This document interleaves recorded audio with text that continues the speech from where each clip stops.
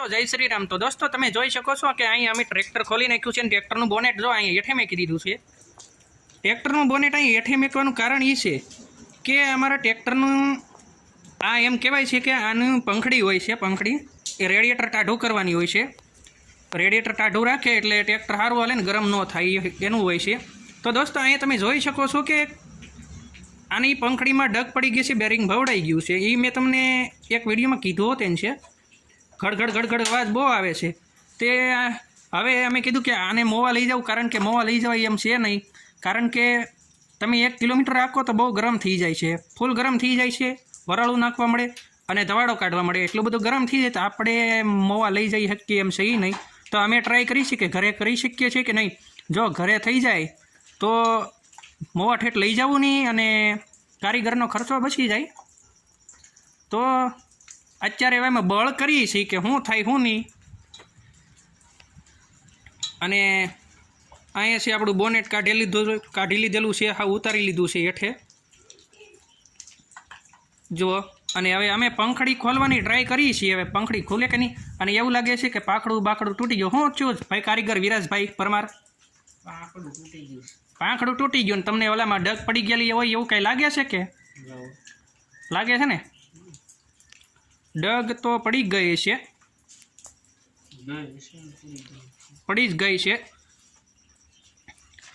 તે એટલે આપણી ઘણા વર્ષોથી ગમે એ વસ્તુ રાખતા હોય તો આપણને એમાં થોડોક તો અનુભવ હોય જ તે।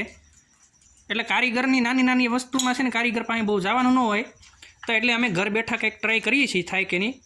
ઘણું કામ એમ તો અમે ઘર બેઠા કરીએ છીએ દોસ્તો। તો હવે જોઈએ છીએ, પંખડી ખોલવાની છે, એમાં બેરિંગ નવું નાખવું પડશે। તે હવે અત્યારે બળ તો કરીએ છીએ, પછી શું થાય શું નહીં આગળ જોઈ, વિડીયો જોતા રહ્યો તમે અમારી યારે। હેલો દોસ્તો, જય શ્રી રામ। તો દોસ્તો તમે જોઈ શકો છો કે અહીંયા છે આપણે ટ્રેક્ટરની પંખડી લાવ્યા છે નવી, અને આ છે જૂની પંખડી। આ જો એના પાંખડા જોઈ શકો છો તમે, જો આ પાંખડું છે એ આ તૂટી ગયું હતું આખું જુઓ। અને આ બે પાંખડા છે, એટલે આમ ટોટલ આમ હોય, અને આ છે જૂનું ને આમાં ડગ પડી ગઈ છે દોસ્તો। આખું અમે ટ્રેક્ટર વીખ્યું હતું અને હજી વીખેલું છે, એટલે આપણે નવું નાખવાનું છે। તો આ આખું ભાગ છે, આનું બધું છે, અને આ જો અમે નવું લાવ્યા છીએ, આ પંખડી છે। અને જો હવે દોસ્તો તમે જોઈ શકો છો કે પહેલાંની મજબૂતી કેવી હતી ને તમને દેખાડું। આ જુઓ તમે, અત્યારના પાંખડા તમે જોઈ શકો છો પ્લાસ્ટિકના, આમ જુઓ આ આખા પ્લાસ્ટિકના આવે, આખા અલગ આવે। અને આ તમે જુઓ આની સામાં આ કેટલા કમજોર, આ જુઓ આમાં કેટલો ફરક પડી ગયો અત્યારનું અને આ પહેલાંનું। તો આ પહેલાંનું છે આ બધું, અને આ અત્યારનું છે। તો હવે દોસ્તો આ છે ગુંદર, આમાં આવે છે ચોંટાડવાનું। તો હું તમને જો આ છે ઓલું શું કહેવાય, કવર ચોંટાડવાનું આવે એ છે ફરતે। અને આ કાઢું છું આપણી નવી પંખડી છે, જુઓ તમે ખોખું છે। અને આ કાગળની અંદર કંઈ કામ આવે છે મેકેલી, આ જો આ છે આપણી નવી પંખડી, તમે જોઈ શકો છો। આ નવી જો અત્યારે અમે લઈને આવ્યા છીએ, અને આ અત્યારે પતરું અમે ચોંટાડ્યું છે ગુંદરથી, અને આ અત્યારની પંખડી છે। આ 2500નું એટલું વસ્તુ, ખાલી એટલું આ આવ્યું, બોલો આમાં એટલા એવામાં શું હોય છે એટલું બધું? આ 2500નું આવ્યું, એટલું બધું મોંઘું। આ નાની એવી વસ્તુ એટલી બધી મોંઘી આવી ટ્રેક્ટરની, ખાલી જો આ લાવ્યા અને આ લાવ્યા નવું, ના ગુંદર છે। તો હવે દોસ્તો અમે તમને દેખાડીશું કે આ અમે ટ્રેક્ટરમાં ફિટ કરવાના છીએ આગળ, અને આ કંઈ કોઈ કારીગર પાસે નથી લઈ જતા, ઘરે બેઠા અમે આ ફિટ કરવાના છીએ। અને અમે તમને હારે દેખાડીએ હોતે ફિટ કેવી રીતે કરીએ। તો તમે જુઓ અમારી હારે, અને લાઈક શેર સબસ્ક્રાઈબ કરી દો। આમાં જો પ્લાસ્ટિકનું છે, આમાં 6 પાંખડા છે, અને આ 4 થતા હતા। તો હવે તમને અમે મળી ટ્રેક્ટરની હારે, જોતા રહો અને લાઈક શેર સબસ્ક્રાઈબ કરો।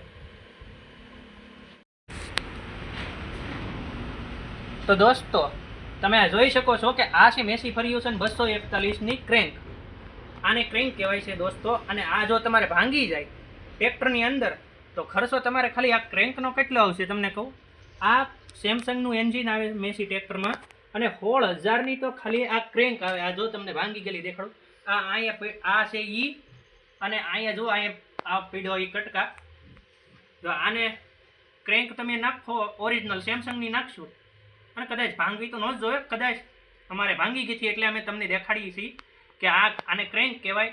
અને આ ભાંગે તો તમારે છે ને ડાયરેક્ટ 16,000નો ખર્ચો આવે ઓરિજિનલ સેમસંગની નાખવો એટલે.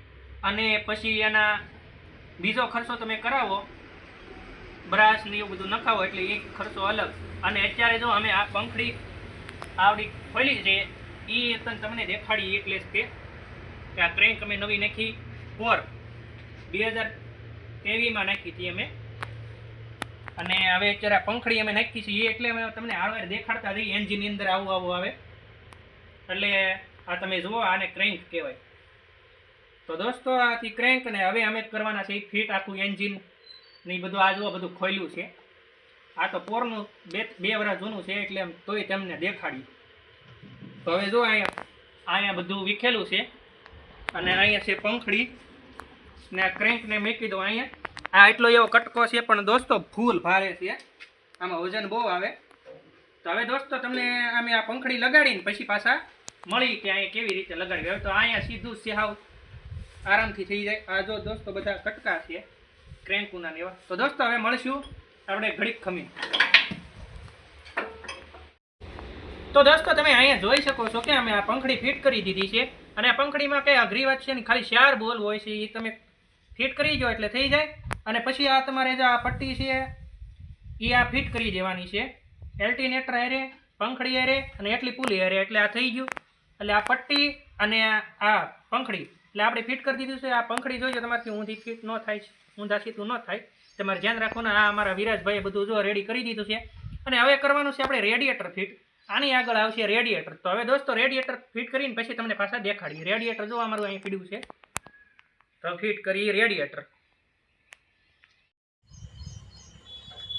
તો દોસ્તો તમે અહીંયા જોઈ શકો છો કે અમે રેડિએટર ફિટ કરી દીધું છે. અને હવે જે ઓલા પાઇપો હોય રેડિએટર હારે ફિટ કરવાની પંખડી હારે ફિટ કરવાની એ અમે પાઇપો ફિટ કરીએ છીએ. તો પંખડી ફિટ કરી રેડિએટર ફિટ કર્યું અને એની પાઇપો હારે જોડવાની હોય એ બધી પાઇપો એ ફિટ કરી દીધી છે. દોસ્તો જો અમે મહુવા જવાના 500 રૂપિયાનું ડીઝલ થાય એ બસ આવ્યું.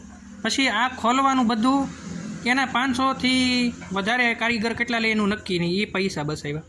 તો દોસ્તો એટલા 1,000-1,200 જેટલા પૈસા બચી ગયા એ. અને ત્યાં ખોલાવત જાત તો કેટલા પૈસા બગડત. ડીઝલ જ 500નું થાત કારણ કે દર વખતે મહુવા જાય એટલે 500નું ડીઝલ જોવે. એટલે 500નું ડીઝલ બચ્યું ને ખોલવાના 500-600 થાત કે 700 થાત. કારીગર કેટલા લે એ કાંઈ નક્કી નહીં કારણ કે આ બોનેટ ઉતારવું પડે છે.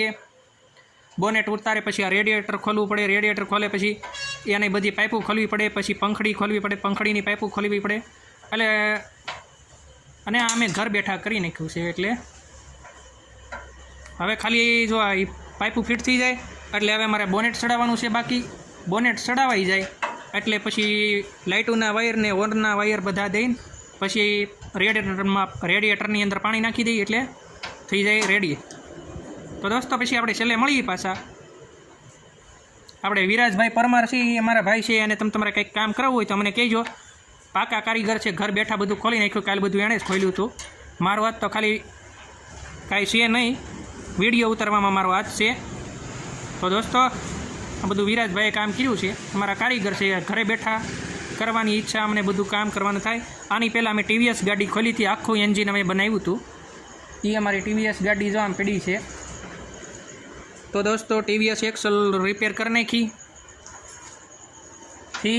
આખું હાવ એન્જિન ખોલીને બધું એન્જિન ખોલીને ઘરે જ બેઠા જ કર્યું હતું બધું.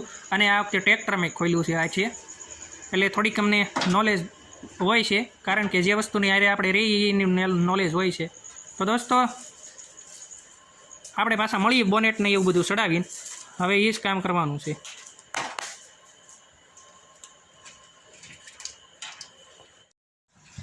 તો દોસ્તો આપણે અહીંયા બોનેટ જો સડાઈ દીધું છે બધું, પછી સ્વાસ્યું બધું રેડી કરી નાખ્યું છે.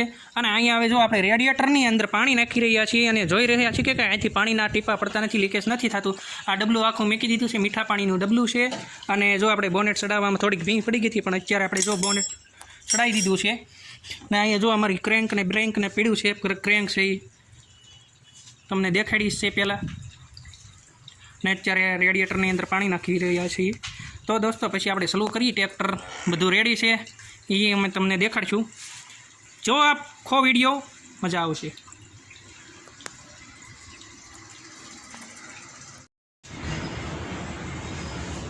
તો દોસ્તો આપણે અહીં બધું કામ થઈ ગયું છે અને આપણે જો હવે ટ્રેક્ટર શરૂ કરીને જોઈએ છીએ. કઈ જઈએ શરૂ કરીએ આપણે.